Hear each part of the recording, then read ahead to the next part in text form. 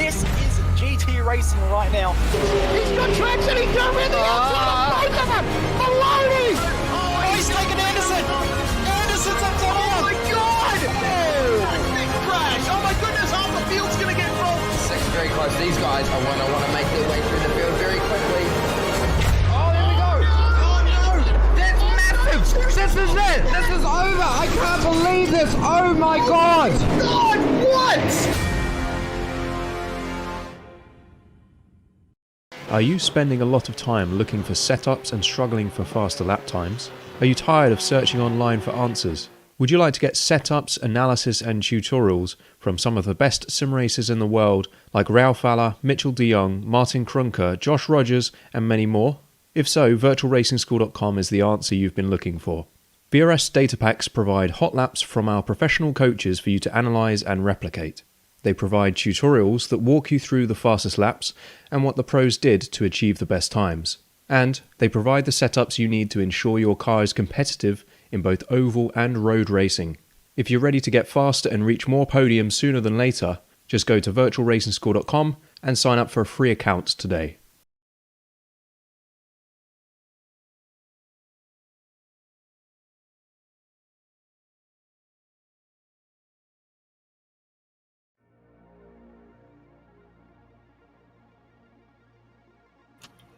Welcome to Club Day Masters at Phillip Island for a special 55-minute enduro. This is going to be a very, very interesting race, and it's a combination that's been run in the real world for the TCR Australia Series as well, so there's a little bit of local knowledge in the field as well. And this is a track that's always been good to the TCRs that we drive here in Club Day Masters. Big slipstream down the pit straight here at Phillip Island through some very long loading and sweeping corners that benefit the slick tyres and the splitters and the rear wings of these Audi TCR cars. So here on SimSpeed TV for tonight's coverage, I'm David Haynes and I'm joined by Nick Skariev. Yeah, how you doing there, Hainesy? We are here at Phillip Island.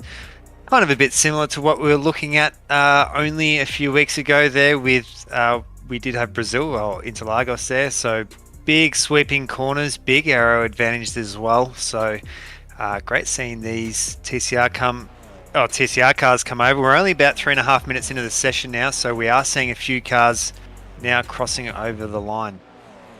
Yeah, qualifying right now before we get into that 55-minute race, and everyone is out there at the moment in this 20-minute session.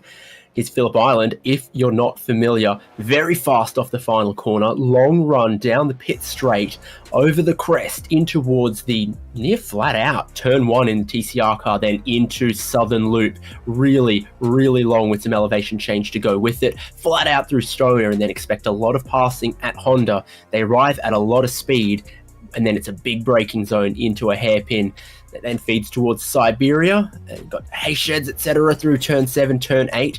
Lukey Heights, the track drops away down towards the hairpin at MG, and from there on out, it's about setting up that run through the final two corners and back onto the pit straight. It's a good little track that is going to give us some good action, and again, that pit entry can be a bit of a challenge as well. The drivers are going to need to go through there at least 2 times in today's race. We'll get to that a little bit later, but the strategy is going to be on in this mini enduro around Phillip Island. Yeah, absolutely there, Dave. Such a spectacular circuit as well. Turn 12, which I almost thought for a second was Stoner Corner. I think that might be named McCoy, or its name slips me there, but so much in motorcycle racing and also in some of the rear-wheel drive cars. Massive slides there onto the straight. It's a massively big momentum going through there. This is the championship standings as we come towards round 8. Jack Boyd, the defending champion, is in the lead, having only recently taken it away from Brenton Hobson, who you can see not far behind there in second. Andrew Hobby, super consistent, finds himself in 3rd place, and Lee Harrison just behind there. So pretty close amongst your top 4. And then they are rounded out by Aaron Oliver, Thomas Martin, Glenn Boyd, Ivan Vantagiato, Caleb Hyde, and Daniel Gomez. And I haven't been a school teacher to check the roll just yet, but I think all of our key championship contenders are on the grid. Jack Boyd's currently sitting pole position with a lot of time left in this qualifying session, and Hobson and Hobby represented as well. Let's take a look at some of this qualifying as it's happening. Here is defending champ, championship leader, provisional pole sitter, Jack Boyd. Yeah, absolutely there. And one thing to note as well with that championship as well, they've all had, you could say, a bad round there. Boyd has had a bit of a bad run there. We did see with Hobson as well, especially at Monza, having an absolute atrocious round, almost with 2 DNFs there. So it is all these top 4 in the championship are all on a level playing field, because they've all had, you could almost say, like an effective drop round by having one bad event there as well. I think also one to watch there is Byron Phillips. So Byron Phillips missing out with half the championship, but he is one of the real big hitters there at the front. You can see all cars on track together for this qualifying session, and we mentioned the slipstreaming nature of the TCR cars and the high-speed nature of the final corner, the pit straight and turn 1 that they navigate right now. It means that picking up a little bit of slipstream in qualifying could be the way to go. You saw Jack Boyd pull out of a lap, wait for this train to come through, led by Lee Harrison. Second in line, we are on board with Glenn Boyd. I think the Drop Bear Motorsport guys might have been in the background of this as well, but for Glenn Boyd, he's either gotten a bit deep or the driver in front's checked him up and he's jumped off the road. You can see Aaron Oliver's there, and then Jack Boyd. What about a little shout out for Andrew Hobby here in 7th at the moment, crosses the line, and that's 4 seconds away from his best livery. I mentioned we've got some drivers with some TCR Australia experience in the field. I've seen Lachlan Manif has gone and donned his proper Super Cheap Auto TCR Series livery onto his Audi RS3 LMS. Now, it normally is on a Volkswagen Golf, I think, so the proportion's slightly different, but the idea is all there, and it's awesome to have him racing with us again in this championship and bringing a little bit of extra legitimacy to it as well, maybe. Yeah, absolutely. There also, to note with the paints, I think Lee Harrison might have potentially, I think the actual, some of the SimWorks cars there have updated their paints as well. Unfortunately, can't see him. He is hiding behind the wall there. We'll actually catch, so just in the foreground, we'll see the 2 Drop Bear cars come through as well. So still 11 minutes to go still. So still quite a lot of chance to get those lap times down. We're just seeing Sam Lehman come over the line. I think we might be following Greg Holmes there. See if that is an improvement by Sam Lehman. So still pretty consistent around that 139.5 there. Doesn't it? And you talked about those 2 Drop Bear cars coming by together. On that lap, Mcfarlane has been towed to the new pole position, and now they're going to try to link up again and maybe do the reverse, because it's Hyde who's going to need a little bit of help to come forward from 7th place. Here they are working together. If you've got a teammate, if you've got a friend, this is what you can do in this qualifying session. They're trying to stay out of the way, but Lachlan Manif was still not happy with it, as he couldn't go flat out through turn 1 as he wanted. The 2 Drop Bear, well, they're friends with each other, but they're not making other friends out there. Oh, absolutely. And shatters into the wall big time on the outside of the southern loop, I think, there as well. Bit more off-roading. Maybe we might see Corey McFarland and Caleb Hyde do a complete lap just on the grass. Maybe they've definitely spent more time off it than they have off. So, sorry, on than they have off there. We're just seeing Brent Hobson coming around, so not having any synergy teammates out here, so he is having to do it all alone there at the moment. Currently sitting 5th, not too bad. This is a 55-minute enduro, so it's compared to maybe some of the sprint races that we've seen previously to this, it's not as critical to be up the front, but he definitely wants to keep that nose clean. Yeah, no doubt. We've seen him, go forward through the grid, go backwards through the grid before. I think if you have some good race pace and you've got someone to work with and you've got a good strategy, you can go a long way even without a perfect qualifying performance. And then, of course, we are talking about a 55-minute race with 2 pit stops, with a safety car somewhere in there as well. You could come from the back of the grid and still win this, potentially, if you had a good race after that qualifying. You can see we've got 22 cars, 20 of them with a qualifying time at the moment. Plenty more off-roading happening out and about the traps. I think Manif might have just had a little flash of the headlights. He's right in behind Aaron Oliver here, and this is very early in the lap. The driver in front doesn't get out of the way for you, then you are going to be caught behind them for the remainder of the lap. Optimal way to do it's probably to be 9/10 back at the start of the lap, close that down to 2 or 3/10 behind by the end of the lap. Too close, too early, and you find yourself having to compromise your qualifying lap like that down the inside at the hairpin there for Manif. Yeah, absolutely. You can just see a Hobson just in the background as well, whether or not he can pull himself onto this group and maybe have a little bit more of an advantage with that toe. Just catching, I think that might be Sam Lehman. Almost in no man's land. He's well and truly out front, so not receiving any kind of toe there. I know he'll be pushing pretty hard to work his way into that top 10 at the moment. Such a beautiful section of the track here, Lukey Heights, as they come down. Hard on the brakes there. Plenty of runoff there on the outside, but you actually really need to hold it really tight to the right to square off that left-hander as they come around. Hoping to keep it flat through the final corner, not always possible, but the line through here is important. And that grass just on the far side of the exit curb always comes out to try to greet you, but you don't want it because it'll ruin your run down the pit straight here to the line. And some improvements happening out there. Byron Phillips, I think, just set his personal best. Yeah, Byron Phillips, normally catch him, he's always around that top 5 location there, but I think they're so strong there with Caleb Hydes and Corey Mcfarlane that they've kind of shuffled everyone down here at the moment. We'll just see Caleb go over the line, so I think this will be to start a lap here for these guys. Mcfarlane currently sitting pole position, now with the job of pulling his teammate along. Bit of interest going on here. Sam Lehman not happy with the drivers there who were on the racing line trying to warm their tyres, lining up for another attempt, and they've balked him a little bit in MG as he's appeared over the crest at Lukey Heights there, and you can tell the headlight flashes pretty clearly in these mostly cloudy conditions. 21 Celsius on the track, so pretty cold, pretty grippy, but there is pretty steady 30 or so kilometers an hour of breeze out there. Sam Lehman, that's a good time, at least in the 39s there. yeah, just caught off screen as well. I think Andrew Hobby almost wrecking his upcoming lap there. He was well and truly into the grass there, coming up to that start-finish straight as well.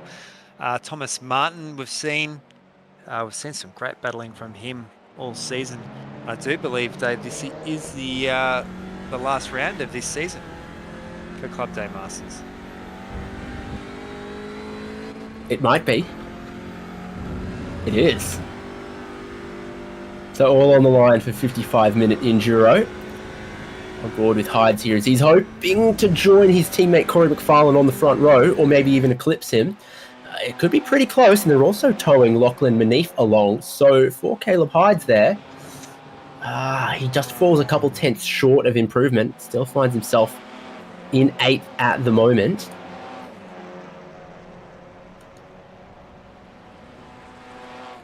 Yeah, still a couple of tenths there. Gee, now Hobson off that start-finish straight. It is a tricky corner, that one as well, because you're trying to modulate that throttle there, not to try and pull too much oversteer. It's a really fast corner there. Gee, Phil Paradisio aggressively coming back onto the track there. Thankful for Andrew Hobby there. Just missed him as he come around. Hobby's also a little bit further back than where we normally see him. He'll be pushing pretty hard there. You can see that big sweeping corner there. He's kept it on the track this time around, so hopefully we might potentially see an improvement. No, that was a an aborted lap there. He might be able to have one more crack at it. Still about just over 4 minutes still left on the clock. Thomas Martin through MG using that banking that exists at the apex of the corner. That's why you always want to really diamond the car towards that apex. It grips up really well on the curb to pull you through that corner. Now, so careful with the line and the changing height of the curb at the apex. Keeps it on the road. He's going to follow Jesse White-Carrick to the line. There's been a bit of an altercation elsewhere on circuit. Wilhelm Leighton's facing the wrong way. Contact with Lachlan Manif. Some of the drop bear cars off the road as well. What has happened there? Look at the damage on that thing. Front right, big damage down the right-hand side. Yeah, we did see him. I think it was around the back part of the circuit. We're going to cut to a replay here. We did see the two drop bear cars were coming through there and some... just running a little bit wide there for that front car in between. It actually, you can't really tell from this angle there, but it actually did slide Caleb Hyde quite a lot there. So, actually, no, incorrectly, sorry. He has actually slotted up into fifth there, so he's quite fortunate. So, keep an eye on that second drop bear car as they come through as well. Very unfortunate there for Lachlan Manif. We could hear that he's quite upset there on the race radio, so I think he might have been on a bit of a blinder of a run. Well, he's trying to get that slipstream off the two drop bear cars. They've gone and thrown it off the road. It might have confused Wilhelm Leighton, and he's, ended up on the racing line slow and collected Lachlan Manif as well. And time is running out in this session. You can see that clock in the top left. If they're not on a flying lap when that clock runs out, then, well, that's your qualifying done. We've seen quite a few drivers sort of stop in this session, reset, leave the pits again, and that's not going to be a valid time from Jesse White-Carrick as he gets off the circuit there at the same place Wilhelm Leighton did between the penultimate corner and the final corner. He's trying to follow in the powerful slipstream of, it would have been Thomas Martin up front of him. Yeah, drivers put on new tyres several times in this session. You can see one of the Boyds in the background there just rejoining the track as well. It hasn't been, get out there, make one run and you're done. Drivers are continuously trying to have another dig at it. It's actually just looking at the clock now. So anyone that's not on their final lap now, I do believe we're going to have a hard cut with this as well. So anyone coming through I'll fight now, you, I believe we're not. Yeah. Always seem. I'm usually always only 50% right when it comes to that there. So fisticuffs David and Nick behind the podium after the race. So we'll see some of these cars come through now. Hobby's surely trying to get a bit better luck there. It does look like he's got a good distance there behind. I think that might be Thomas Martin as well as the drop bear cars. So getting plenty of that air advantage there. It's going to absolutely, you can see him close that distance there. 38.4. That has pushed him up.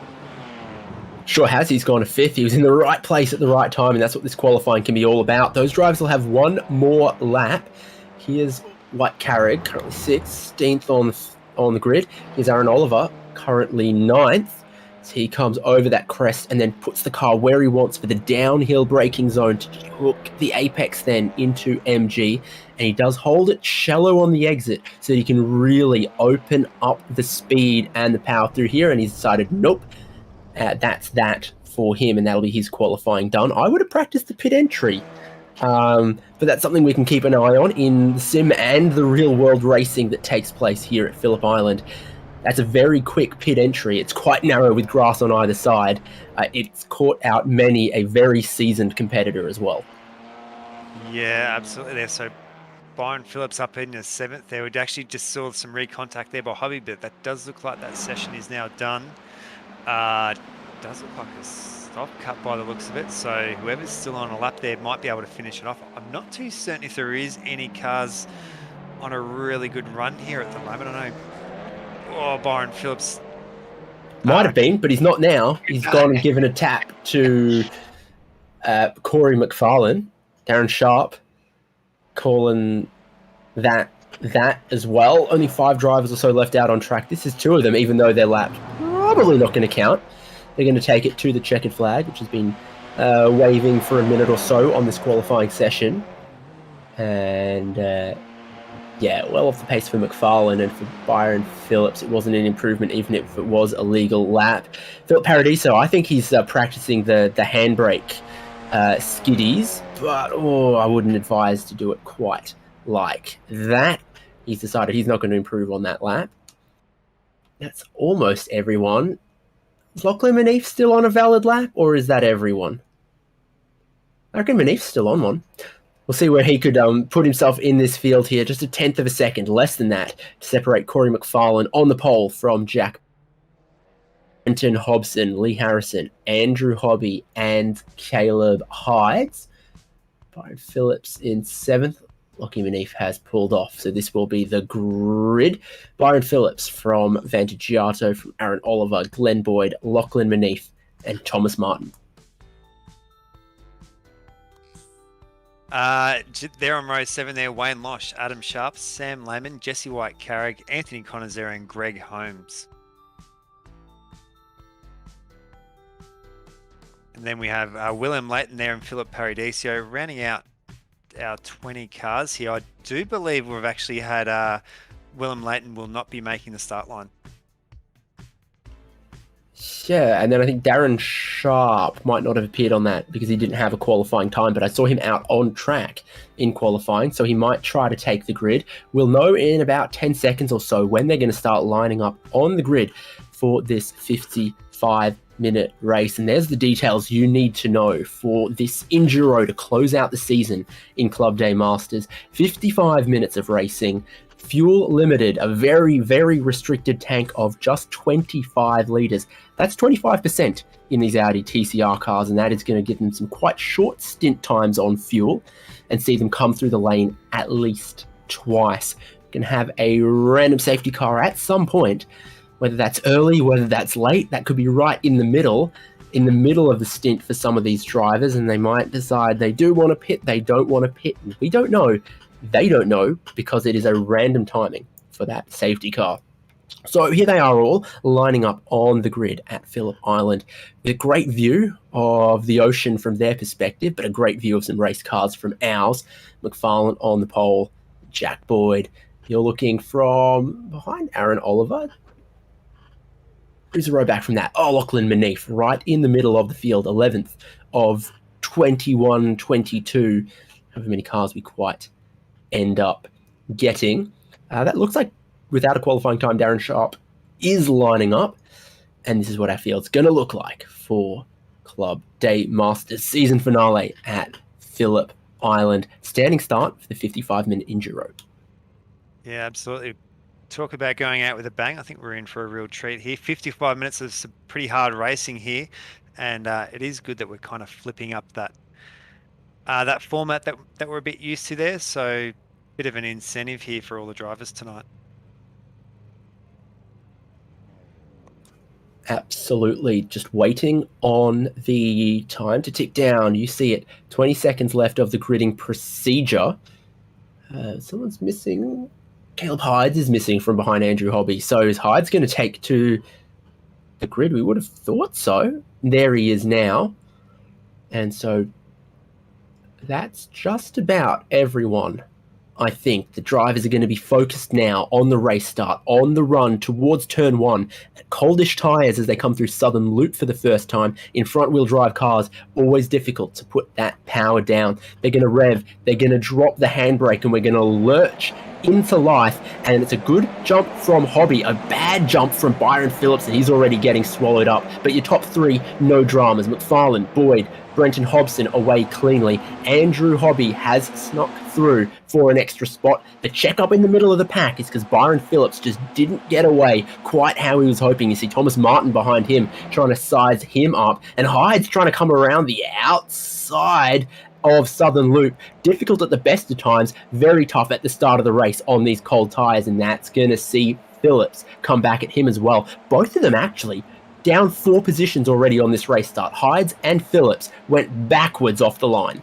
Yeah, both of them got an absolutely terrible start there. Gee, Caleb Hyde's going in so deep. It's almost a concertina effect there as they go through Honda.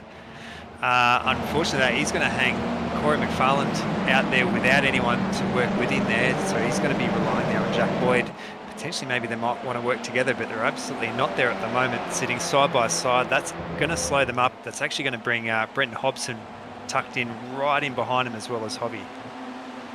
Well, the race predictor says still 33 or 34 laps in this one, almost an hour still to go as we're on race 1, and Jack Boyd has come through to take the race lead away from Mcfarlane, across Lukey Heights and down in towards MG, a really big braking zone once again. Aaron Oliver looks like he got shuffled out a little sideways as a lot of the field came too wide through there. Oliver trying to steal a spot away from Phillips. Oh, tyres out on the dirt, not working for Martin, and he's then turned Lachlan Manif around backwards hard into the barrier there. Too wide, has not quite worked out whatsoever. They keep racing up front where Jack Boyd's trying to get away, but Brenton Hobson is right underneath Corey Mcfarlane. They don't know when the first pit stop is going to be, so could there be some fuel saving early on? Yeah, very unfortunate there. Sorry, yeah, you're right there. Maybe sitting in behind might try and work out that fuel savings, especially with that tight tank restriction. But gee, you'd have to feel for Lachlan Manif doing such a great job there in qualifying, and then getting turned around on something that really shouldn't have happened there. You could hear that he was pretty annoyed with that getting turned into the wall at high speed. So that is his night done, unfortunately. Bit of a wobble from Mcfarlane, and suddenly Jack Boyd's 3 car lengths clear, but there's not a car length that you could fit between Mcfarlane, Hobson, Hobby, and Lee Harrison in 5th, lining up with them as well. So this is going to need to be clean and no mistakes for a lap or so here from Mcfarlane to let that slipstream draw him back up towards Jack Boyd. Sometimes you even see the drivers getting into the rev limiter down towards turn 1 in these cars if they get a good slipstream. So we'll see if that happens at all. That looks like Hobson a little bit on the defensive, trying to keep Hobby behind him as well, and that will be a bit of comfort for Mcfarlane. Yeah, absolutely. Sorry, just caught a bit of tussling there. Adam Sharp is in the background as well, but how fast is Jack Boyd there? He was almost 4/10 clear of the rest of the field there on lap 1. We'll see him as they come through again. He's probably put at least another 2 or 3 tenths on them all again there. I'd have to say, yeah, so he's put almost another 3 tenths again there. So great work there, just putting that pressure on when it is. But you have to admit, though, with that safety car coming up, you really don't want to burn up your tyres, and you feel too early there. Off the track for Hydes, and manages to rejoin before Southern Loop, but that is way, way far from optimal, and a bit of a wild ride at 200 plus kilometers an hour across the grass there for him. A lot of speed down towards turn 1, tried to carry a lot of speed through it, but ended up wide, and that is a mistake so easily done. You do it a little worse, you end up rejoining in the middle of Southern Loop and spearing across the track. That could be a big accident, but he'll try to clear those tyres off. News from Race Control, Nick. Yeah, car 71 there, Thomas Martin. So we've seen Thomas Martin down in 14th place there. With that incident with Lachlan Manif, he will be taking a drive-through penalty. So I was going to say his fortunes, maybe you could almost say his actions there have gone bad to worse there. So Thomas Martin is not going to have a good run there once you factor in that penalty as well.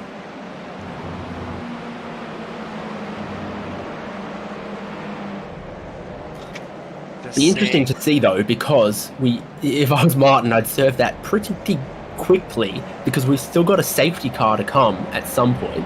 And for Lachlan Manif, he is just on the lead lap. He'd be praying for that safety car to come as soon as possible. If you're Lachlan Manif, there he is, gone through the pits, put some repairs on. There's the lead of the race, and Manif wants to stay ahead of him before that safety car happens. But the speed of the pack, well, we'll wait and see. The last lap for Manif, 143, 138 for Boyd. I think there's still more speed to come from Manif. I do think as well, if he can hang around maybe at the back of this pack when they come through there, you can get a wave around, and that safety car comes through pretty early on.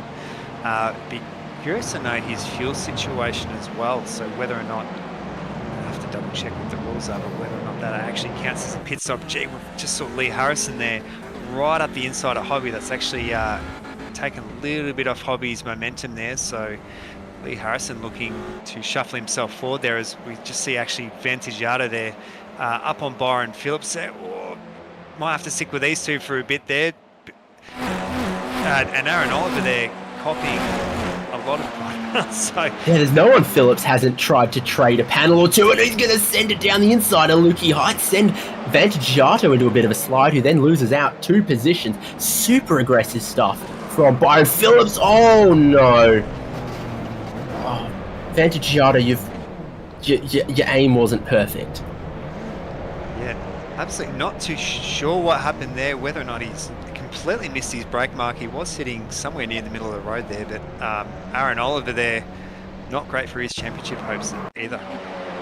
He's on 3 wheels and struggling to get it back onto the track at the moment. There's a lot of give and take there between Byron Phillips and Aaron Oliver. Then this, I mean, that it borders on the ridiculous from Byron Phillips there, but it wasn't, you know, a takeout, a takedown, whereas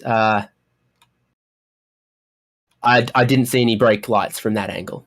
No, I didn't see brake lights until there was... Didn't see many brain lights either. Yeah, not too sure. I think we all get the red mist sometimes, but that was so much red mist I don't think you could see. So pretty unfortunate there. I think Aaron Oliver would also be pretty disappointed in that. So hopefully this safety car might come out soon and bring a few of these people back into contention.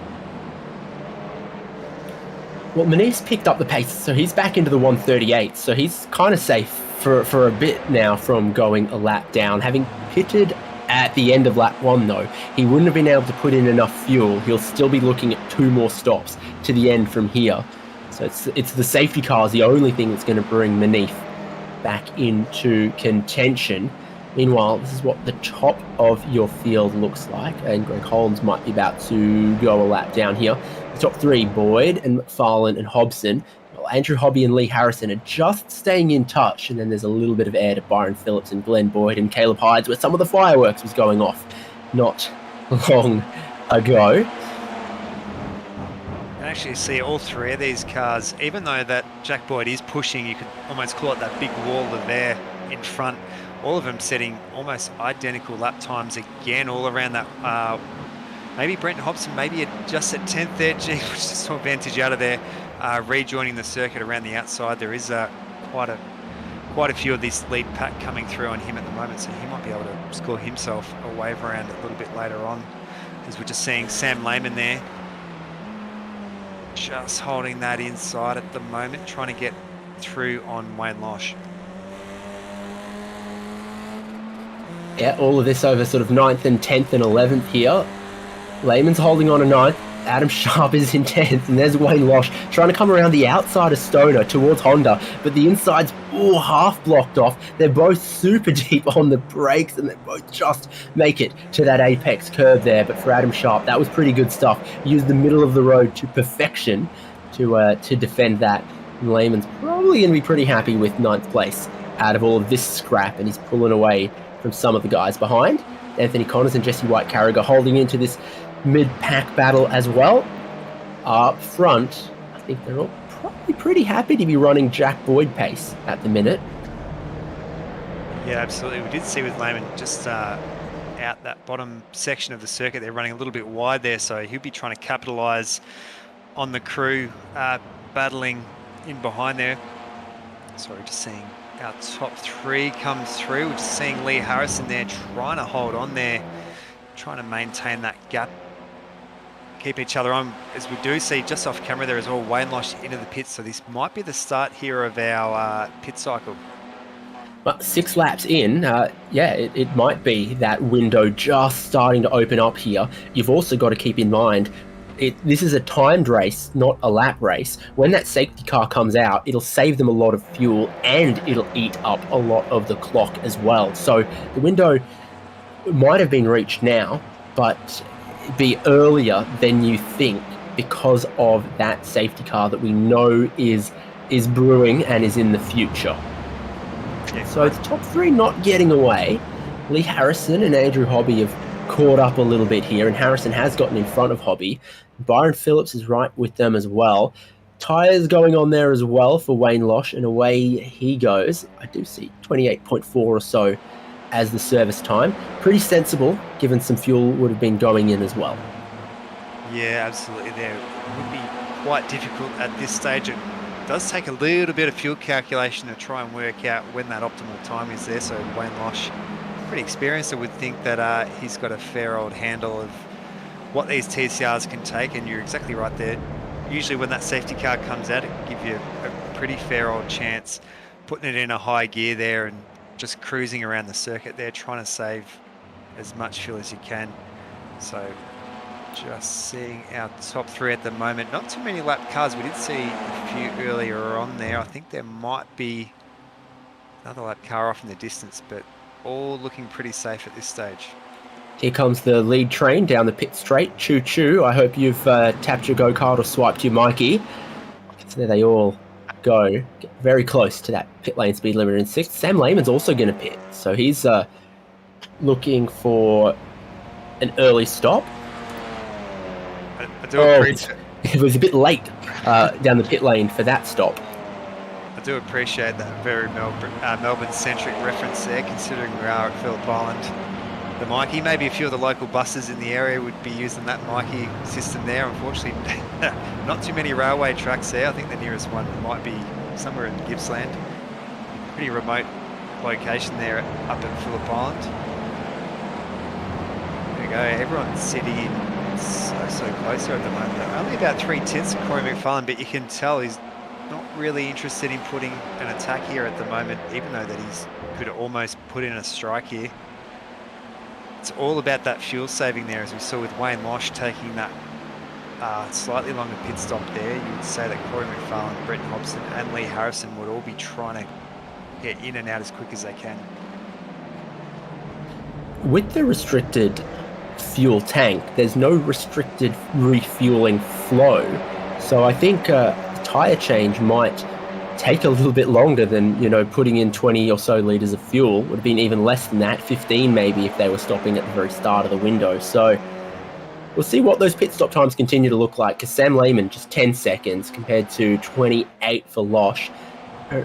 Oliver obviously pitted a little on the earlier side, just 7.5 seconds for him. So big variation in the strategy, but you're always going to get that with a 2-stop race. So what is Adam Sharp going to do? Because some of them could take on a bit of fuel and tyres now or more later. You might even think about taking tyres now in this 55-minute race so that when that safety car comes and you catch all that time back up, you'll have fresher tyres than some others. You wouldn't take it in a stop after the safety car, but beforehand, you'll gain that time back and have better tyres. Phillips is a bit more aggressive moving forward in this pack than others, though, because he's just gone to 5th.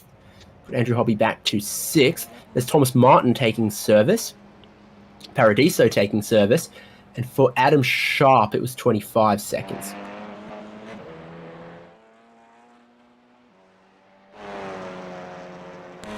There we go. So just over the race radio there, car 32, Ivan Ventigiato there.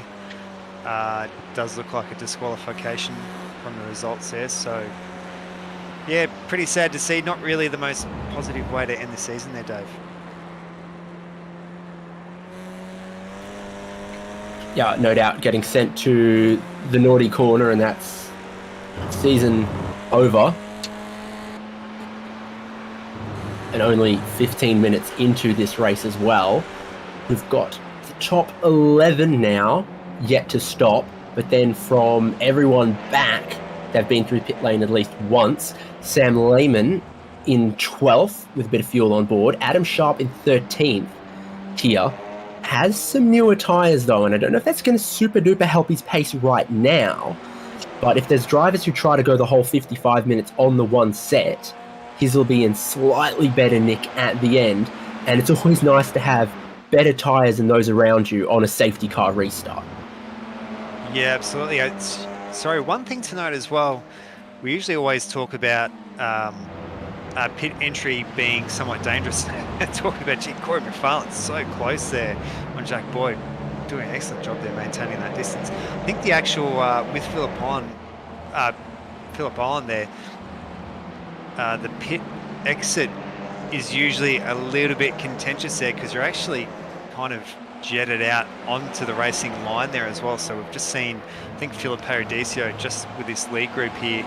We actually didn't catch it out on camera there, but there's such a speed difference as well. And Phillip Island does have 2 pit exits, but they aren't enforced there. So usually a driver can choose to take one or the other.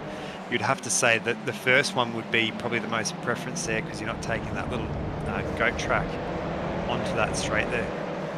Yeah, pit lane speed limit, you saw at the start of the broadcast, 72 kilometres an hour. Meanwhile, the drivers are barreling into turn 1 at 245 kilometres an hour from the numbers I've seen here. So that is a big speed delta as someone is trying to merge back up to speed at the pit exit here, particularly if they take that first exit rather than the long pit exit, sometimes called, I think, the motorcycle exit.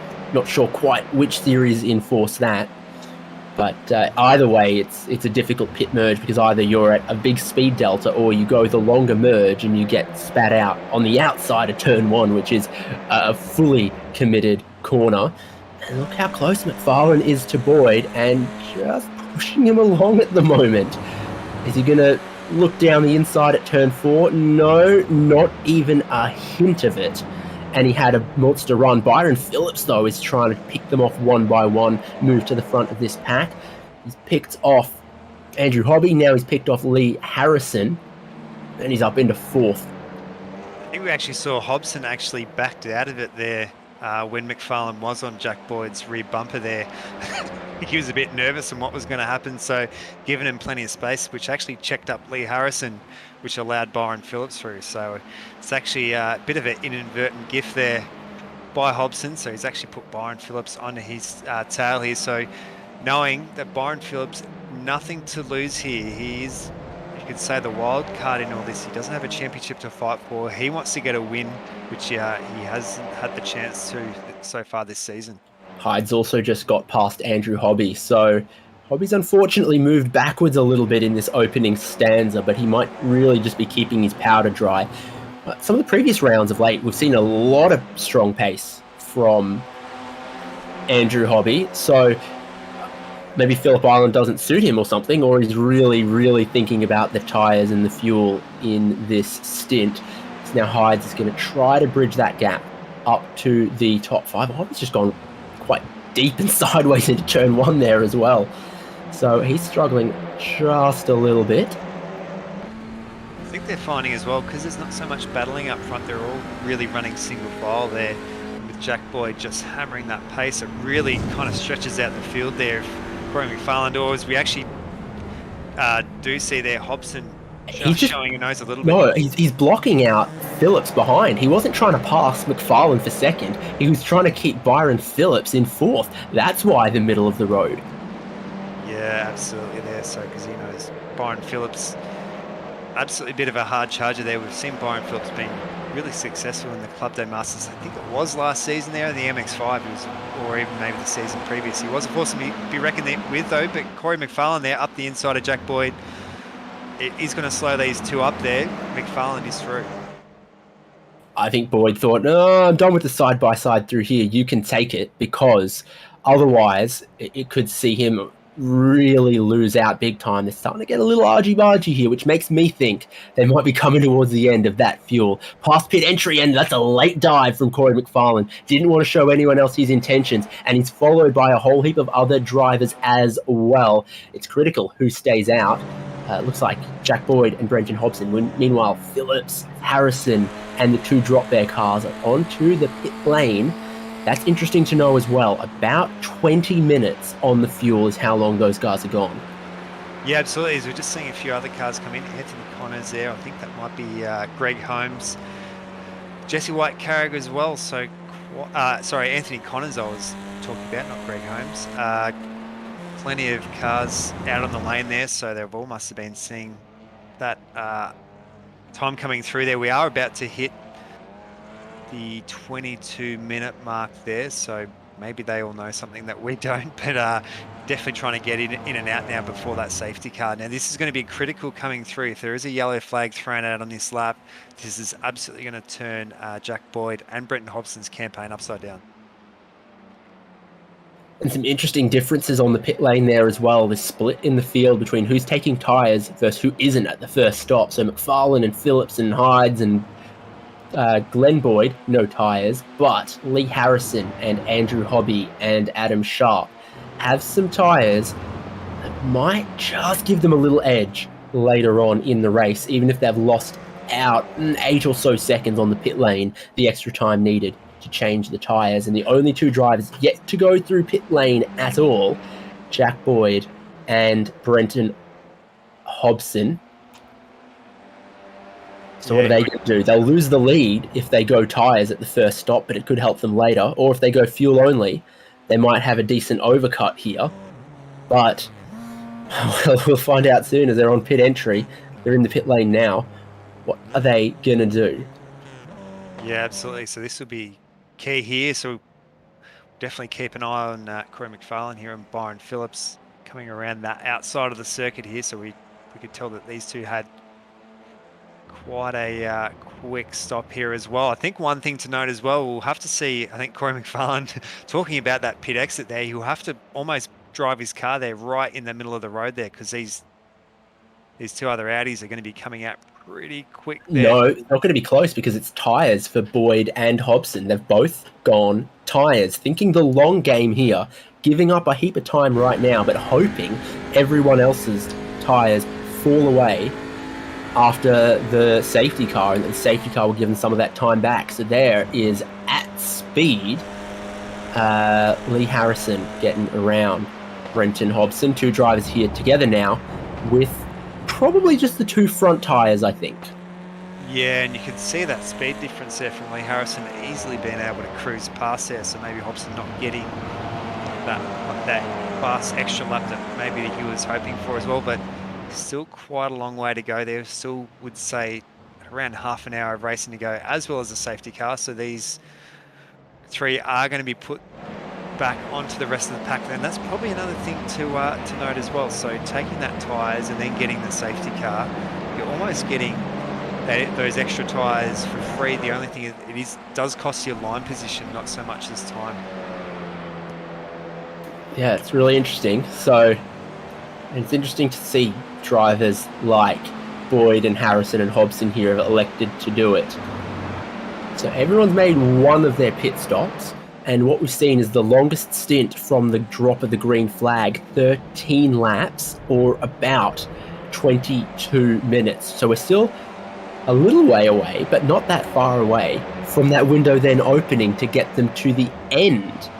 So keep an eye on that as we're in this split phase of the race in the middle. Drivers with tyres starting to hunt down some of the drivers without new tyres. Corey Mcfarlane leads from Byron Phillips, and the two of them have got a little bit of time to Caleb Hyde and Glenn Boyd. But you wonder, might Mcfarlane back up Byron Phillips towards his teammate Hydes? But Hydes just needs a second to get into the slipstream of the leaders, and that's Sam Lehman having pushed wide at turn 1 rejoins before the southern loop turn 2.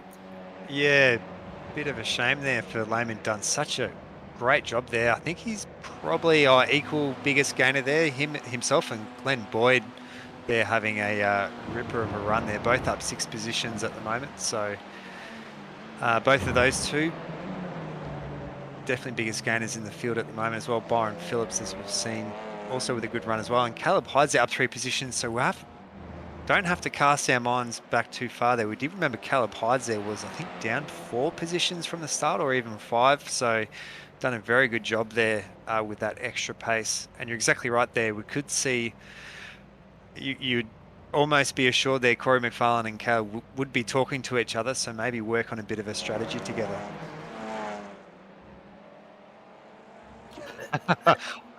There we go. So all 3 of them, as well as Byron Phillips, in together as well. So I think this is going to make life pretty hard there for Jack Boyd and Brenton Hobson. So they're going to be struggling to get through all 3 of them. But you never know. I think these 3 potentially could get tyres in their second stop as well. We're just seeing another car at the moment. I think that might be Lachlan Manif. He's taking the long pit exit as a bit of a safety precaution there. Byron Phillips there, super deep, so he's run it just ever so slightly wide.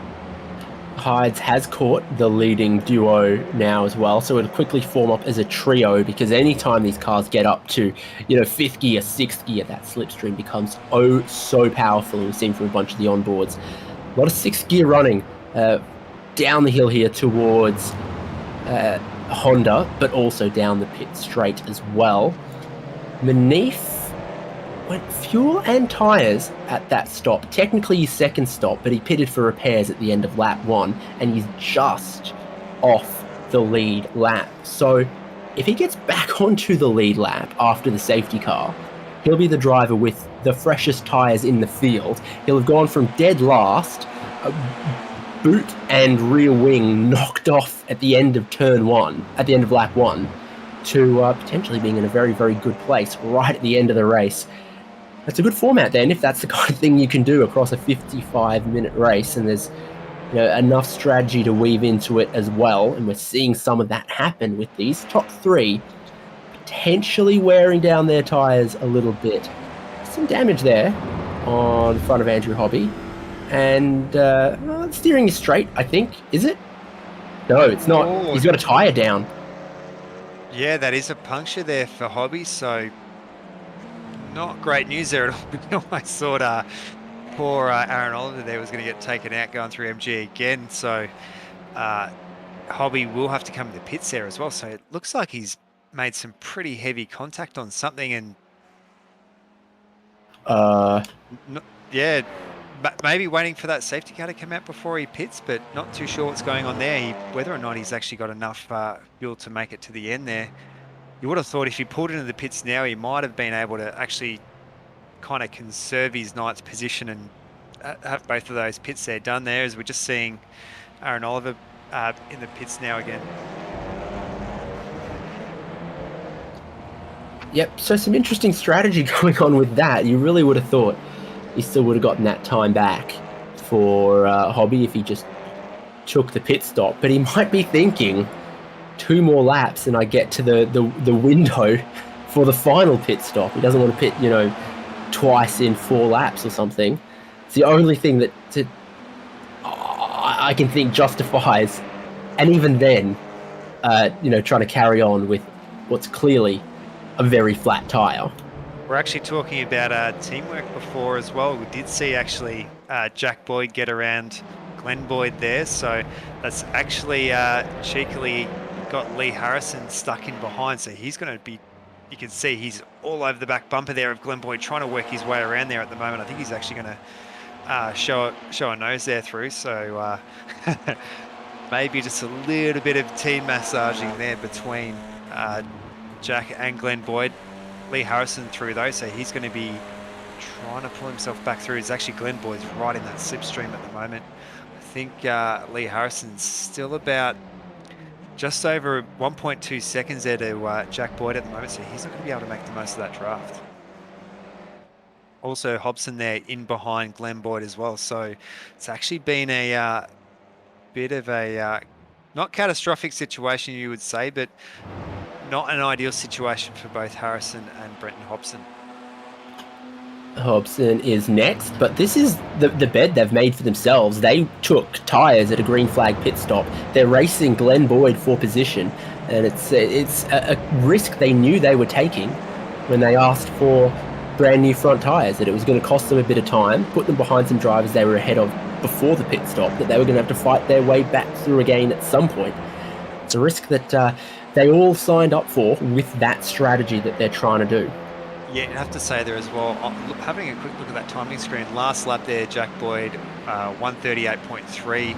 Corey Mcfarlane leading the race there, 139.8. So definitely making the most of the tyres at the moment. You'd have to say Jack Boyd probably doesn't want to get into it too hard, trying to run them down there. We do have this safety car coming up, so you'd be better off putting in those kind of lap time differences after the safety car, not before. I reckon the window's open now to get to the end, knowing that the safety car is still to come and how much laps that'll knock off the board and how much fuel that'll save you.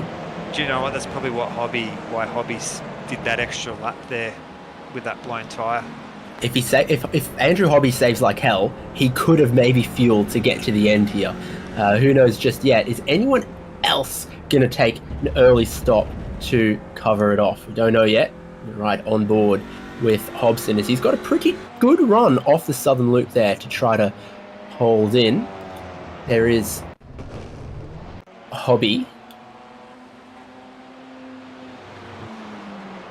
He had a bit of an excursion with the cold tyres.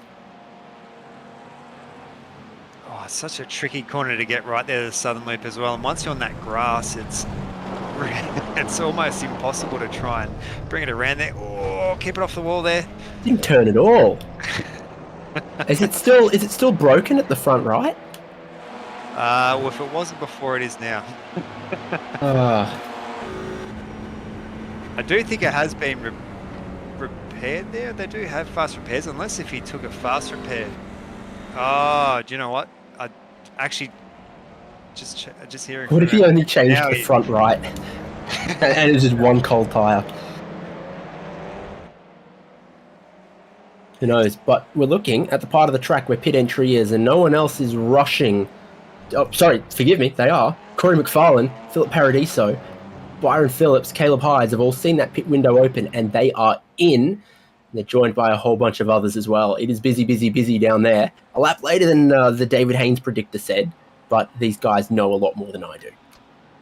That is actually holding. Who was that? So both the Boyds there are sticking one extra out there, so they're going to be. You'd have to say white knuckling it, making sure that safety car is not going to come out in this next lap or so. Tyres for Mcfarlane there. He's still on the jacks. They're all going. That could work if we've still got the safety car to come. You know, they took a big gamble not doing it at the first stop. Now at the second stop, all three of them on some new tyres. They could have seen an opportunity here, just a small window, to put on those new tyres late and get all of that time back. You'd have to say there as well for Corey Mcfarlane, they're pretty not too sure what those pit stop times there, but he was a fair bit slower there than Caleb Hyde's there, so he's right off the back. So we're just seeing a few cars. I know Philip Paradiso came back out on track there with cold tyres as well, so he took a bit of an excursion as well.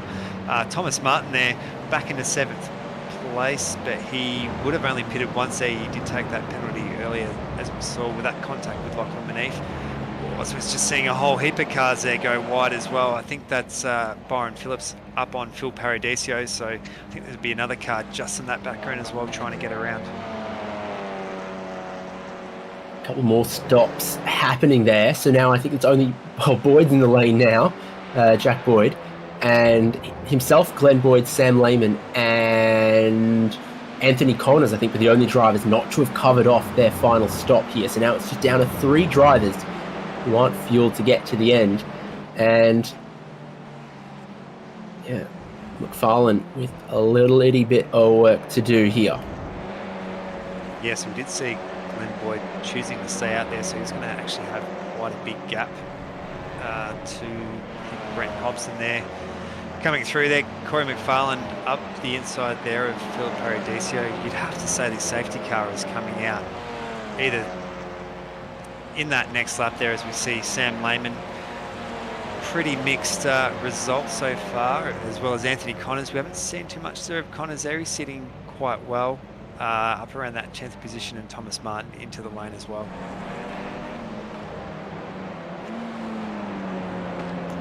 So I think just Jack Boyd left to pit, and Glenn Boyd left to pit, and he's been caught the wrong side of the safety car. It's out now, and everyone's made their final stop, bar Glenn Boyd. So Jack Boyd might go back to the lead of the race with Brenton Hobson and then Lee Harrison behind. But then the trio of Byron Phillips, Corey Mcfarlane, and Caleb Hyde are all on tyres just 1, soon to be 2, laps old. They're going to warm up properly with this safety car, and then they're going to be in position to attack. Safety car out on track now to try to pick up Glenn Boyd. Lachlan Manif goes past. I think that gets him back onto the lead lap as well. Yeah, absolutely. There, I think we actually also caught, just as that yellow flag was thrown, Philip Paradiso had another off-track. While I think that was one of the drop bear cars was behind him, so they potentially might be waiting for that backside of the field to actually close that gap again. So we'll have to see what's happened there. It doesn't look like they're going to have to be holding up. Can't actually see Philip Paradiso where he is out on track there. So he is behind. Looks like it has recognised it and it hasn't put it out of sync because he is a lap car down. So we'll see himself and a few of the others there get those wave rounds.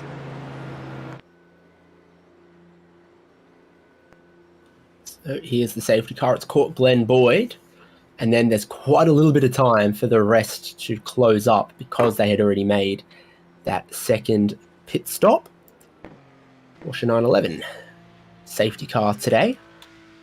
You get options now. And this is still one of the better choices.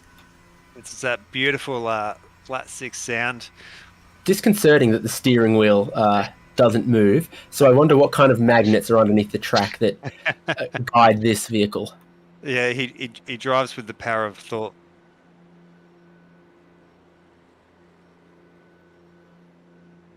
So he's going to take quite a bit to, you could imagine just after 40 minutes of track time how spread out the field is. So it is going to take a little bit to get around, and we usually do try and get those wave around sorted out. So up to 7th is in the train here now, and then there's a little bit of space to Sam Lehman, who's trying to close it up, and then him and Adam Sharp and Thomas Martin and Anthony Connors and Wayne Losh are all pretty tightly stacked together. But I don't think the whole field's going to be bunched up by the time they get to the pit entry here.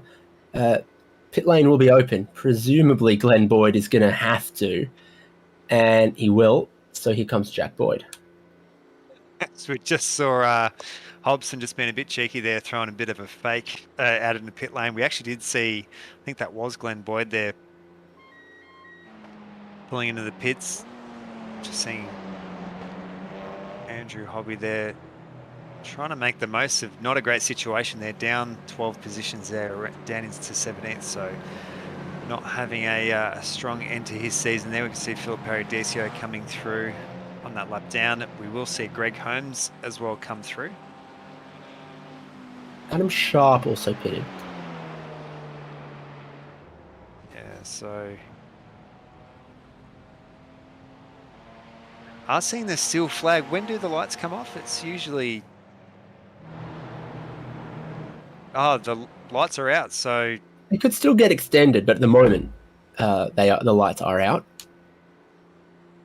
Yeah, you'd certainly hope not anyways, because I think an extra lap here would almost cut down our race time to about 10 minutes or so. So I know that they'll be pretty keen to get underway. We're pretty keen to see how this season finale is going to pan out. Let's run down the order behind the safety car at the moment. Jack Boyd in the lead of the race, championship leader. If he finished there, he is a champion once again in Club Day Masters. Brendan Hobson, second in the points, would need to get ahead of him and then maybe a little bit more to be able to take the championship away. Yeah, you'd have to say, even for both of them, after tonight, there might be a bit of a reflection of what could have been. Potentially, we did see kind of like what we were talking about before there. We've seen each and every one of these cars have all had an issue there at one way or another there. Jack Boyd having his, as we see Brenton Hobson kind of pushing him along there. Maybe you could give him a big shove. Might help himself out mathematically, but it is Jack Boyd did have a pretty bad run there early on, has absolutely just powered his way back through the field there.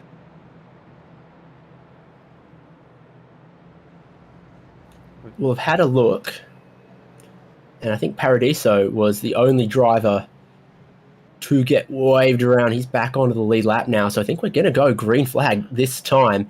Jack Boyd at the lead, starting to back the pack up a little bit through the final sector we go. Safety car is indeed going in, always makes that late call, and now it's the control of Jack Boyd to get us racing again. And you either need a big jump or to leave it really late because the slipstream is huge down towards turn 1. We are racing, and Brenton Hobson has gone with him. But don't worry, everyone behind in the train is going to get that slipstream all the way down to turn 1 and the southern loop to close it up. What kind of games are the top two going to do? And we've seen how aggressive Byron Phillips has been through the pack trying to move forward. Him and these two drop bear cars have the newest tyres in the top 10. Yeah, absolutely. And we've seen how strong this tyre difference is there. Hobson, sorry, just caught off screen there. Hobson right on the back there of Jack Boyd, having to back out of it ever so slightly there. As we just saw Jesse White-Carrick there running pretty wide there around the southern loop. So we're going to come down through Honda here. Whether or not Hobson's going to try and shuffle himself forward there, he does look like he's going to try and go the long way around. They're side by side, too deep now. The lead of the race, and Boyd's going to hold on to it. Brenton Hobson's going to have no overlap coming to Siberia, but Phillips and Harrison trade a little bit of paint. Phillips throws it in so deep into Siberia, too deep, and now he might lose out some other spots here as well. Yeah, some great racing there by Harrison and Phillips there. Harrison not giving an inch there, keeping that momentum in. He's not want to fall off there from our top two at the moment. The more that these four fight in behind, it is going to just absolutely hand it there to Boyd and Hobson there. So these three will at least need to work together at least a little bit for the next 10 minutes or so and try and take this win here from Boyd. It's not a long time left, but it is a little bit left. You know, we've been having these 15-minute races to kick off the nights in the 2-race format nights. That's basically how much we've got left here after this restart, and Jack Boyd is going to complete one more lap on this restart, and it's still going to be 8 to go, and there's Lee Harrison doing the mowing. Look at that, all the way to the left-hand side for Jack Boyd. Him and Brenton Hobson are so cautious about what slipstream they're giving away. Hobson's going to have to go for the lead. Meanwhile, Phillips is pushing Corey Mcfarlane around the outside of Lee Harrison. Hyde, and wants the car length, isn't going to get it. A little tap on the rear quarter of Lee Harrison. Oh, it's real sketchy through the southern loop here. They are a conga line for third place here. Yeah, I have to say there, it's a sprint race, but giving almost, you could say, the unfair advantage there to Mcfarlane, Phillips and Hyde there, all on newer tyres there. So Lee Harrison is going to have his work cut out for him. Oh, Harrison defending really strong there up the inside of Hyde's. He's going to try and hold that overlap. He's going to have to go the long way around there. Hyde's going to show a nose there. Harrison, oh, so close there with that overcut.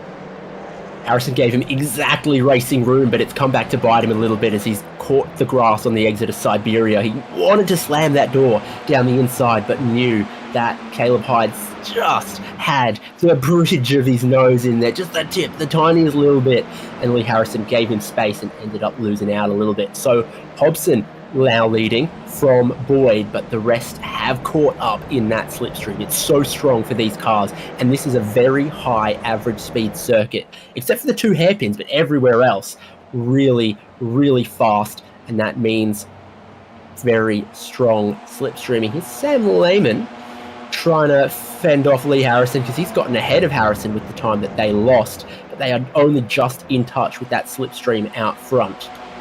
Yeah, 7 to go. Almost making Lee Harrison's championship even a bit harder to finish off as well. We did see Sam Lehman had some pretty unfortunate off tracks a little bit earlier on there, but he's actually found himself all the way up into 6th place there, up 9 positions, so from 5th, I think around 15th place or so. So done an excellent job there. I think Mcfarlane might have just brushed the grass there on the inside. Sorry, that might have been Hyde's there. As we're seeing, I think that is Hobson through on Boyd.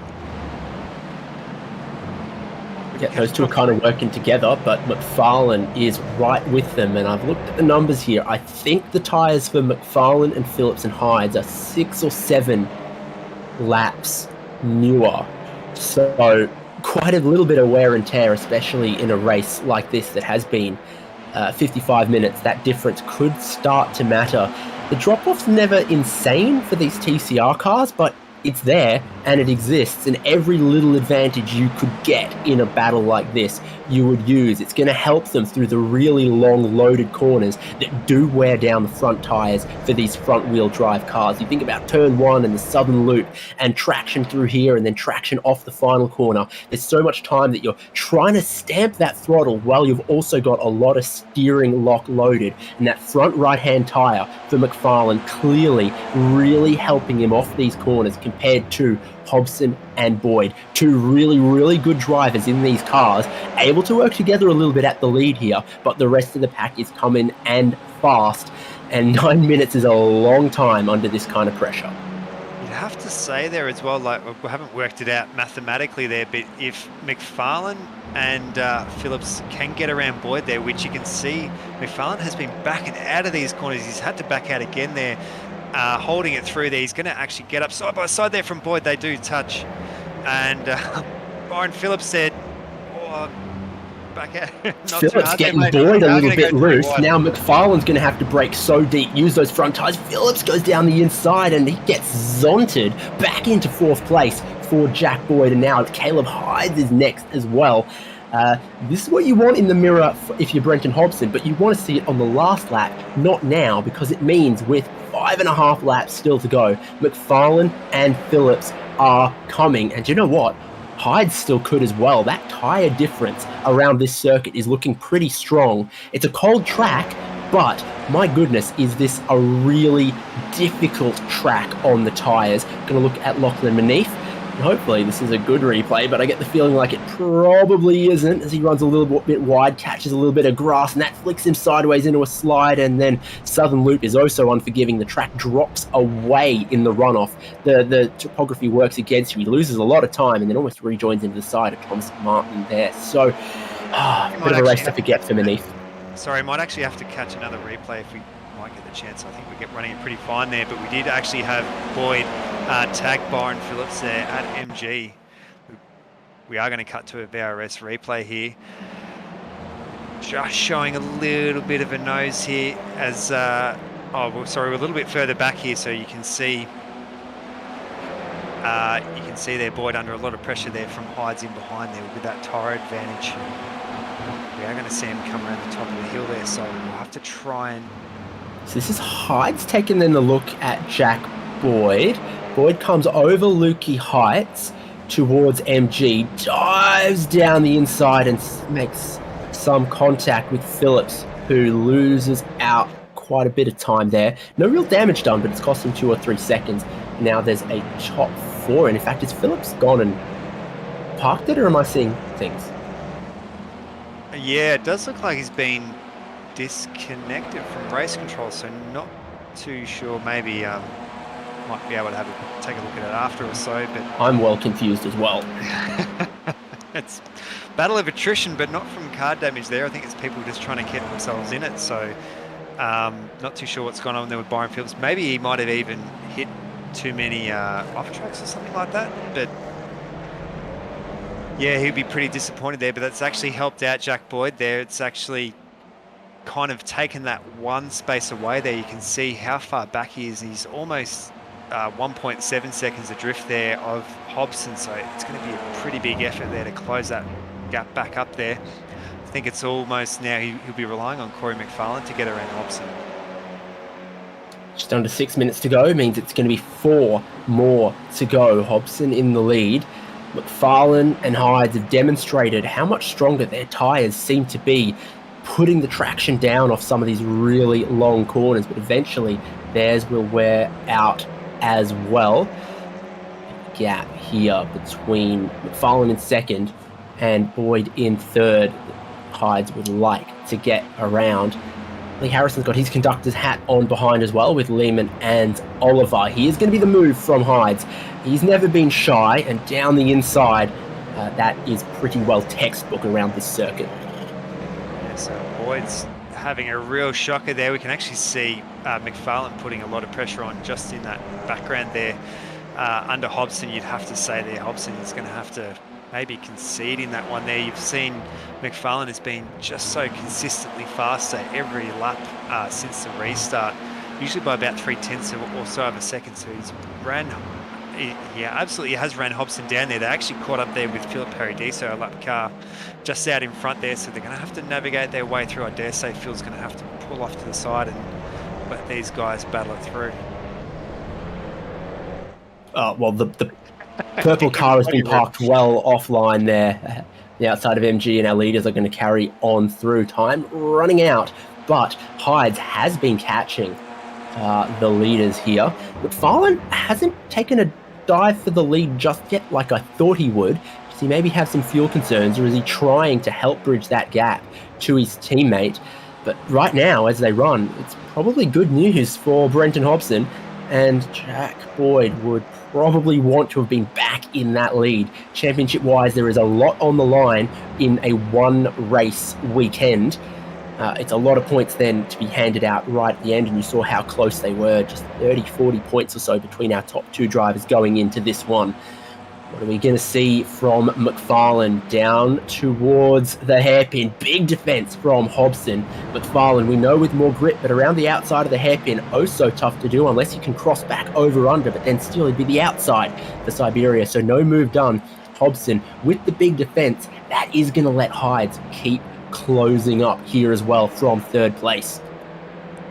Yeah, absolutely. There we are seeing up ahead on the track there. All looks to be pretty clear, so I don't think we're going to have any issues here with lap traffic there. But gee, Hobson's going to be throwing the kitchen sink and then some at a defence there. He's going to have to really run it down the centre of the road here on all those defensive corners. So you can see taking such a defensive line there as well. You can almost see Mcfarlane might have to pull a bit of a different kind of attack there. Maybe try and get him on one of those higher momentum corners. You can see, gee, only about 0.25 of a second in behind there. He might be able to get that done in that draft there as we see Jesse White-Carrig off on the grass. Yeah, and at Lukey Heights too, you can get a bit of the grass on the way in there and rapidly get into trouble. Aaron Oliver and Glenn Boyd are perfectly side by side down towards turn one, and I'm never quite sure what side of the road you want to be here for turn one, because around the outside, a good run for Glenn Boyd would then still see him with the inside into Southern Loop as well.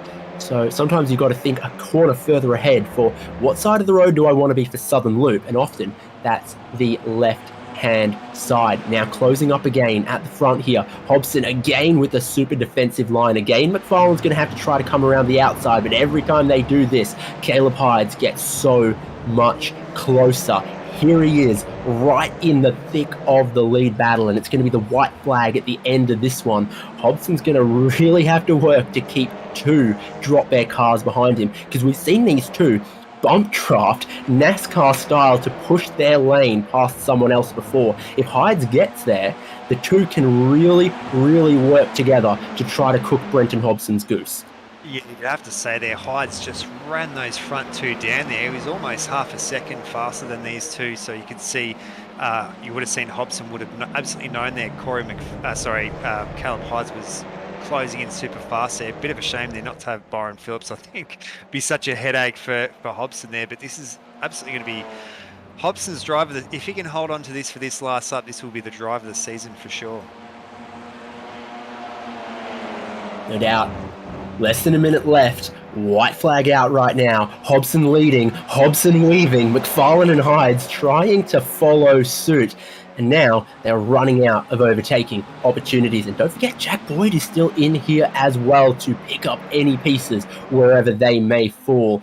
Hobson trying to be as smooth as he's been all season, but there is still that little tyre disadvantage to Mcfarlane and Hyde. If the tyres are starting to wear out for Mcfarlane, they'll be even more worn out for Hobson in the lead. This is where Hobson has defended so well. He's stayed to the right-hand side down here and not given an inside line to Mcfarlane, and he's going to do it again. So Mcfarlane is going to have to do something different, either really get around the outside here for Siberia, but he can't do that. He's going to need some kind of divine intervention or Hyde to push him around, because that was one of the last good overtaking opportunities, and Brenton Hobson had it perfectly covered off. Still might be a drag race out the final corner or a surprise lunge down at MG, but as it's the final lap, opportunities are running out for Mcfarlane to try to get around. He is so close. He's looking down the inside of Lukey Heights, but that's not going to work. So that'd compromise him for a dive down the inside at MG because he's compromised his entry, parking it middle of the road. Brenton Hobson just wants to be the leader when he gets to that checkered flag. And the drop back cars might almost swap here. They've dropped back way too far. This isn't going to work. Hyde's now in front of Mcfarlane, both of them between Hobson and Boyd through the final corner. This is the breathing room that Brenton Hobson much desired, and he is going to take the win to close out the season, and the number crunching will begin on the championship standings. What a drive there by Hobson. We did see there, I think, at that run out of MG, I don't know if we might even get the chance to have another look at that, but coming over Lukey Heights there, Corey Mcfarlane did have that inside line there, but choosing to back out of it, so he could have pushed on a little bit through. We actually are going to cut to a replay thanks to Jay there, so we can see as he comes around there, he had that nose and then actually backed out of it, so it actually gave him quite a good run. You can also see his run there was so hard on the brakes there. Very, very fortunate there. It would have only been a couple of 100 mil there off the back of Hobson's rear bar. That actually threw him wide out and wrecked his exit there. Actually almost put him down in the third place as well. So not the greatest there for Corey Mcfarlane, but what a drive. Hobson just absorbing the pressure lap after lap after lap there at a track where it can be difficult to stay ahead with that slipstream like we were talking about. There he is. He was ripping the handbrake, but I think he's run out of fuel in this Enduro format. This is how they all cross the line. Hobson for the win. Then Hyde and Mcfarlane in second and third, critically putting a couple cars and some points difference between Hobson and Jack Boyd, who finishes in fourth, and Lee Harrison in fifth. Then Sam Lehman, Glenn Boyd, Aaron Oliver, Thomas Martin, and Anthony Connors. Not a bad run from Lehman and Connors. 9 and 7 positions gained across this race, respectively. Yeah, great result there by Adam Sharp there in 11th. Wayne Losh there in 12th. Jesse White-Carrick. Andrew Hobby there having a shocker of a run there down in 14th. We did see him with damage a couple of times there. Lachlan Manif doing a great job there getting himself back onto that lead lap. And then Darren Sharp, Philip Paradisio, Byron Phillips, unfortunately, I think with a technical error there, getting ejected out there. Greg Holmes and Ivan Vantage out of there in 20th. And then we had Wilhelm Leighton not take the start as well. So let's speak to our race winner, Brenton Hobson. Interesting strategy in today's race. I mean, we were always looking for 2 stops, but that safety car was late, and it might have left you and some of those guys who took tyres at the first stop exposed. Yeah, I wasn't fully sure how the strategy would work. Like the safety car always throws in a bit of a curveball, really. So yeah, I took the gamble. I figured the shorter stop second would be better. So if the safety car did come out and we hadn't taken the second stop yet, that I'd have a shorter stationary time there, and we jumped to the front of the queue. I think track position is probably more important than the fresher tyres there late in the race, I thought. So it worked out, and yeah, I don't know if it was the right or wrong call to do it that way around with the tyres in the end, but yeah, we made it work. Have you got a calculator? You've picked up some big points right here at the final race. Jack Boyd finished fourth. I have no official confirmation from race control one way or the other. What do you know?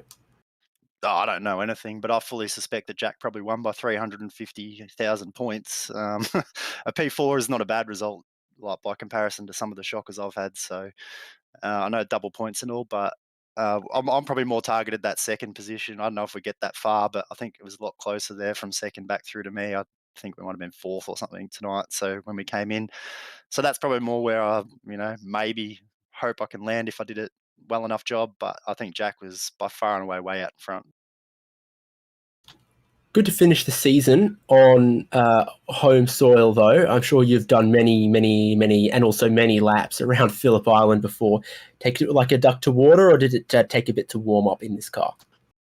I probably struggled more here this track than I reckon at nearly any other for the season, and it's probably because of the front-wheel drive thing, which is not something that I've spent a lot of time racing before, the whole front-wheel drive sort of stuff, and this sort of track being a lot more sweeping corners in understeery natured cars is a lot more difficult for me to wrap my head around, and it took me a long time, I think, to find the pace. And I certainly don't feel like I was the quickest guy here tonight, just positioned in the right spot. But I think my style probably suits better the big stops and tight corners and technical stuff, of which there's not really much here. So I think I struggled more here, although I am, like you say, very familiar with the track. It's the combination of the car and the track, I think, that probably threw me the most. Well, your first season in Club Day Masters, and we've spoken to you a couple times, which, well, it means you've done well. Might not be necessarily delighted with the result of having to speak to me several times, but overall, I mean, positives and negatives from this season. Yeah, well, you take the good with the bad, take some trophies, and get to talk to you.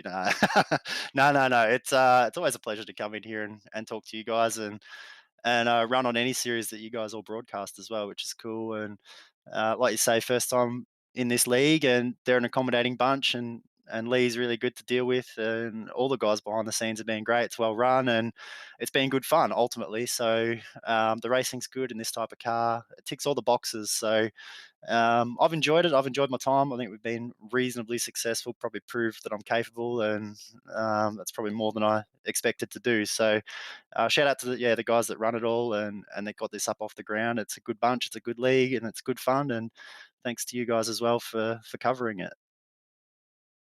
It's a light, and hopefully we see you next season. Yeah, I'll keep one ear to the ground and see what's going on with it all. And yeah, you might see me back again. Congrats, second in the championship, I'm just hearing. Oh, awesome. Yeah, that's what I was hoping that maybe I could do, which I think if you consider the couple of really bad rounds that I had, that's probably a pretty good achievement. Managed to go with Jack most of the time, but of course, those really bad results, and he just never had any. So full credit to him, because he deserves it. He was the better all-round driver across the full season, and he's a bit of a star in these cars, really. So even to be able to race with him on my night is cool enough for me. Well, see you around. Thanks. See ya. And we'll see some of our other podium finishers, like second place Caleb Hydes with Nick Skariev. Caleb, well done there. Great strategy with both yourself. I think Byron Phillips and Corey Mcfarlane. Walk us through it. Yeah, it was a pretty good race. We did an alternate strategy compared to the other guys, so we decided not to take tyres on the first stop and kind of just run it out and then take them on the second, and it seemed to work out. I think it would have been really good if we had all three of us on the podium, but Byron, unfortunately, I don't know what happened there, but me and Corey were able to get a podium, so that's good. Yeah, absolutely. I think that might have been a technical glitch there at the moment. I think it might have been a very small tag there from Jack Boyd, so yeah, we were completely on the edge of our on the edge of our seats here. Any highlights from this series that you'd like to speak about? I wouldn't say there's a whole lot. I think the highlight was just coming out and having fun. I wasn't really in the fight for the championship at any given time, because I was like out of the races very early on for like the first 2-3 rounds. So I've been a little bit behind in points and kind of just been coming out for fun, having a fun race. And yeah, I guess that's been the best thing, just putting on some good racing and having some fun. So yeah. Yeah, absolutely. I think that is one of the most exciting things that we've seen, especially in some of these final rounds, that you do have like Jack, Brenton and Andrew and Lee and whatnot trying to fight for the championship, and then you've got like the drop bed cars and a few of the others there kind of throwing it in the mix and really kind of keeping them on the edge of their seat there. And yeah, that was unreal watching both yourself and then Corey Mcfarlane absolutely running down the leaders there with those tyres. It was so exciting to watch. Anyways, so for the future, I'm sure we'll see you around for next season. Any sponsors and people you'd like to thank? Yeah, absolutely. Just massive thank you to Team Dropper Motorsport, and then team sponsors, Cozy, Hybrid Racing Simulations, Sam Blacklock Media, Revolution Race Gear. Big thank you to everyone that puts on the Club Day Masters, and huge thanks to SimSpeed for putting on the shows. Yeah, absolutely. Caleb, congratulations again on such a great result and such a strong finish to the season as well. Thank you. Have a good one. Well, we got one more podium finisher because that's how it works. There's 3 of them on the podium, and coming home in third was Corey Mcfarlane. Here he is. Great work in qualifying there to be on the pole, and a pretty aggressive strategy with the late tyres as well. Yeah, it was good qualifying. I didn't expect to be up the front. And then after I got that time, and I was just trying to help Caleb, my teammate, get up there. And then in the race, me, Byron, and Caleb were all in a Discord chat together. So we decided we'll go as a pack and see what we can do. So we decided to try and get out in front and hope the safety car would come after our first pit stop. But in the end, we just had to take tyres at the last stop, which I think was still a good idea in the end. But unfortunately, I didn't have the pace to get past Hobbo at the end. Yeah, you put up a big defence. Did you find yourself hitting the limiter in 6th at all in any places? I mean, this is a very high average speed circuit for these cars. Only in when we had like the 3-way draft with me, Byron and Caleb trying to get past Lee. That was the only time I got close, but otherwise it wasn't as fast as I thought we'd go in the straight line, but yeah, it was alright. And anytime you're racing in a pack, it's pretty good to have some teammates or some buddies around. How much did that end up actually factoring into your race position in the end? Massive. Without like Caleb and Byron being there, I wouldn't have had first in qualifying. Obviously, we all talked to each other and set each other up to get as good as we can go. And then in the race, we're like, no passing, just push each other in a straight line and work our way to the front. But yeah, with the way we did the pit stops, it didn't turn out ideal. And then we had to try and help each other pass the field. And yeah, and then Byron got removed for something, which is a shame because he was up there and would have been handy to have him there and see how he could go. And then Caleb ended up getting second, which was great because he could get there in the end. But yeah, it's a good fun race. Hopefully I can race more TCR in the future, but not sure. Yeah, up and down through the season for you as well, but plenty of shining lights. There will be some future TCR action. So I guess hopefully we'll see you and your teammates for it. You've done pretty well in the front wheel drive stuff. So who are the sponsors on the car and others that you'd like to thank? Thanks to Drop Bear Motorsport and Cozy, Sam Blacklock Media, HRS, RPM and Revolution Race Gear. And also thanks to all my teammates at Drop Bear and Tom and Daniel for always helping out there. Beautiful. Congrats on that pole. Congrats on the podium and best of luck going forward. Thank you. And thanks to you guys for streaming the races and also Club Day Masters for putting on the races. Beautiful. Well, for a exciting season, we rounded out with a pretty exciting final race as well, Nick. I mean, if you could sum it up in anything between a word and 3 sentences about the season and the race. Oh, Dave, I usually always leave this up to Lee, but unfortunately he did have not such a strong of an event there, but I could pretend to be him maybe, so we, one word there. If I say exciting, that's a bit of a lame one, isn't it?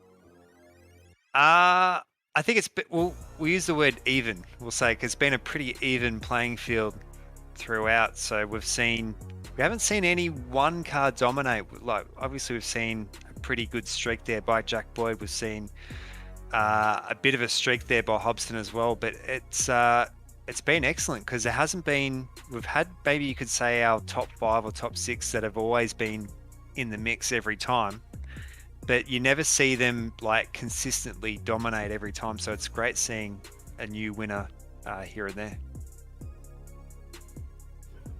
Well, it's been a delight here on SimSpeed TV to bring you coverage of every single race this season of Club Day Masters, and that's been made possible by SimWorks Race Simulators, Automotive Towing in South Australia, Digital Marketing Tribe Palmer's, Extreme Air Conditioning, and now Global Logistics. If If you want to know about future seasons of this style of racing, make sure you're following us on our social medias like Facebook and Twitter, and also on the SimSpeed Discord channel as well. Might even be able to find that one in the links from this YouTube video as well. So make sure you're following us on those video platforms as well, like YouTube and our Twitch. With all that said, what a great way, 55 minutes around Phillip Island to close out the season. I've been David Haynes, Nick Scariev with me all the way, and Jay Kennedy producing and with the camera work. Thanks, and that is all from Club Day Masters.